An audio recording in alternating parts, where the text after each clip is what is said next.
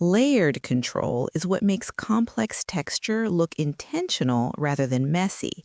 Today, how to design layered speckle graphics. Start Photoshop with a 2048 pixel square canvas filled with medium gray.